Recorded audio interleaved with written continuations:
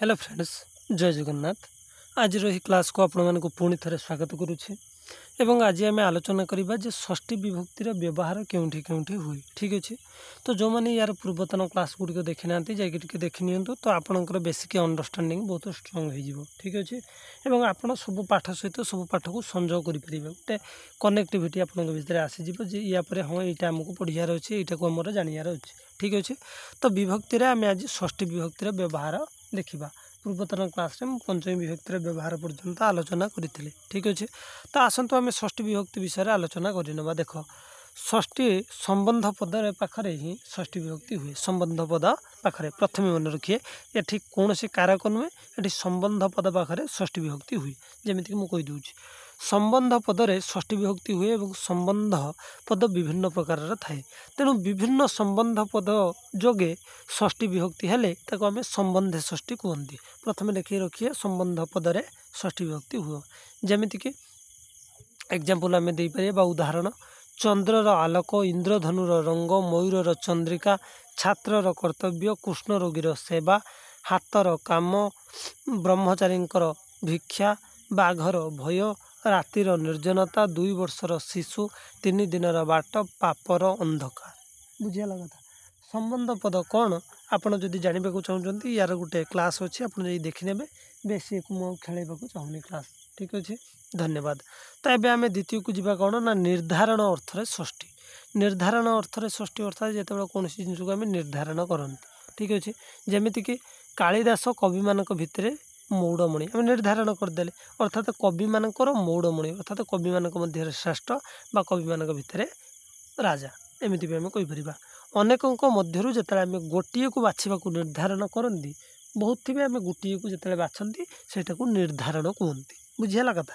जमीक ऋतु भितर बसंत राजा कि आम कहीपर बसंत ऋतु मानकर राजा अटे गरुड़ पक्षी मानकर अधिपति अटे तो अनेक पक्षी अच्छा किंतु से भितर गरुड़ है श्रेष्ठ अनेक भी अच्छा किंतु उपेन्द्र भंज है श्रेष्ठ उपेन्द्र भंज कवि मानकर सम्राट अटंती कोणार्क कारुकार्यपूर्ण मंदिर मानकर मथामणि अटे तो अनेक मंदिर अच्छे किंतु कोणार्क श्रेष्ठ अर्थात निर्धारण जो करती से स्थान में षष्ठी विभक्ति हो पड़े बा हुए कला अक्षर पद गुड़िक आम देखिले सबुआड़े षष्ठी विभक्ति हुए तेणु निर्धारण अर्थरे षष्ठी विभक्ति निर्धारण अर्थरे कौन ना जो अनेक जिनस थी आम पर्टिकुलर गोटे को श्रेष्ठ बा वरिष्ठ उत्कृष्ट बोली दर्शाया ताको ही आम निर्धारण अर्थरे मनकर शोरूम को चली जाइए बहुत ड्रेस अच्छे किंतु तुम जोटा बाछिल से तुम पसंद को आसला भल बेस्ट बुझीगला कथा। से मो सहार्थक शब्द जोगरे षष्ठी सहार्थक अर्थात सहायता पद जोगे षष्ठी विभक्ति हुए जमीक राम सुग्रीवों सहित मित्रता स्थापन कला राम सुग्रीवों सहित मित्रता स्थापन कला तो ये जो है कौन सहार्थक भक्त सहित भगवान जोटी सहार्थक थी सहित शब्द सहित जो जड़ित थी से भक्त सहित भगवान मधुर संपर्क थाए कहारी सह कली कर ना सह भाई संगरे भौणी खोजुचे संगरे बा सहरे तेणु सहार्थक शब्द जोगे जमी सुग्रीव भक्त कहारी भाई पद जोगरे भक्त भाई पदर षष्ठी विभक्तिर चिन्ह र मध्य रही ठीक अच्छे भगवान कहारी रा एमती सब रही सहित मित्रता भगवान सहित मधुर संपर्क कली कर ना जहाँ भी हो ये रहा।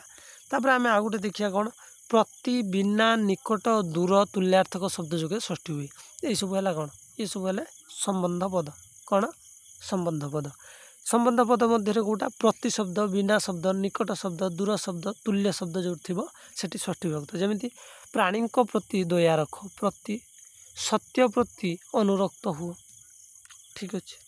ईश्वर इच्छा बिना गछर पत्रटीए हले नहीं ईश्वर इच्छा बिना गछर बिना शब्दटा है बिना सूर्य व्यतीत ये गोटा आसला व्यतीत सूर्य व्यतीत आलोकर कल्पना करें ये र देखिपे भक्तर निकटरे भगवान था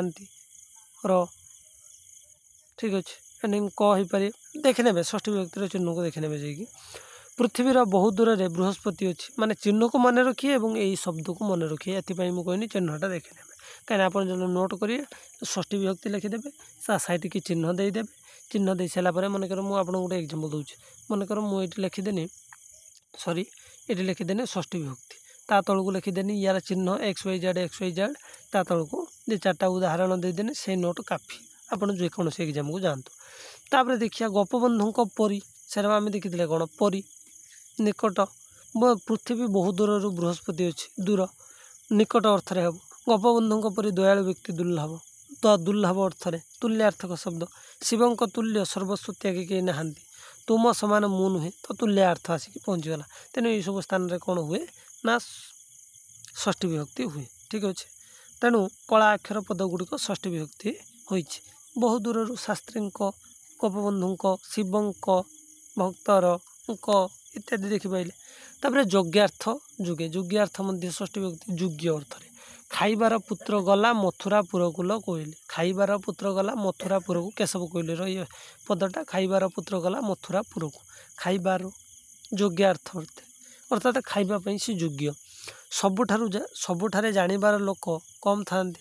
ଅର୍ଥାତ୍ ଏଠି କ'ଣ ସବୁଠାରେ ଯଦି ଜ୍ଞାନୀଙ୍କ କଥା କୁହାଯାଇଛି ଯେ ଜ୍ଞାନୀ ବ୍ୟକ୍ତି କମ୍ ହିଁ ଥାଆନ୍ତି। ଯାହା ପଢ଼ିବାର କଥା ପଢ଼ ଅର୍ଥାତ୍ ଯୋଗ୍ୟ। ଯାହା ପଢ଼ିବା କଥା ପଢ଼ ବେକାର କଥା ପଢ଼ନା। ମନେକର ତୋର ଏକ୍ଜାମ୍ କାଲି ହେଉଛି ତୁ ପଢ଼ିବୁ କ'ଣ କନି ଆଣ୍ଟାର୍କଟିକ୍ ମହାଦେଶର ଗୋଟେ ଖେଳାଳି କଥା ତା ଜୀବନ ତ ବେକାର କଥା। କାହିଁକିନା ଯେତେବେଳେ ଯେଉଁ ଜିନିଷଟା କରିବା ଆବଶ୍ୟକ କରିବାର କାମ କର। ଯେଉଁ କାମଟା କରିବା କଥା କର। ଯେମିତିକି ତୋର ପଢ଼ିବା ଆଗରୁ ତୁ ଯାଇ ଖେଳିବୁ ଫ୍ରି ଫାୟାର ଖେଳିବୁ। ଖେଳ ଭିତରେ ଫ୍ରି ଫାୟାର ବେକାରିଆ ଖେଳ ବୁଝିହେଲା କି ନାହିଁ। ଏଠାରେ ଖାଇବାର ଜାଣିବାର ପଢ଼ିବାର କରିବାର ପଦ ଗୁଡ଼ିକ ଯୋଗ୍ୟାର୍ଥ ଯୁଗେ ଷଷ୍ଠୀ।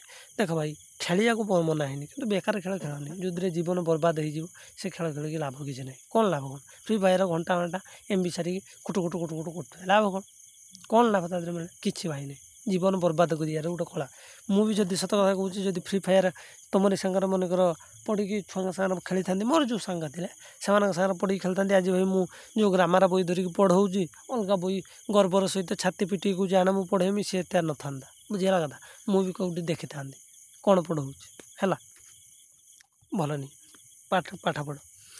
ତାପରେ ଆମେ ଦେଖିବା କର୍ମବାଚ୍ୟରେ ଭାବବାଚ୍ୟରେ କର୍ତ୍ତା ସ୍ଥାନରେ ଷଷ୍ଠୀ ବିଭକ୍ତି ହୁଏ। କର୍ମବାଚ୍ୟରେ ଯେମିତି ଛାତ୍ରଟିର ପାଠପଢ଼ା ସରିନାହିଁ ତ କର୍ମବାଚ୍ୟରେ ଓ ଭାବବାଚ୍ୟ କର୍ତ୍ତା ସ୍ଥାନରେ କର୍ମବାଚ୍ୟ ଆଉ ଭାବବାଚ୍ୟ ଠିକ୍ ଅଛି।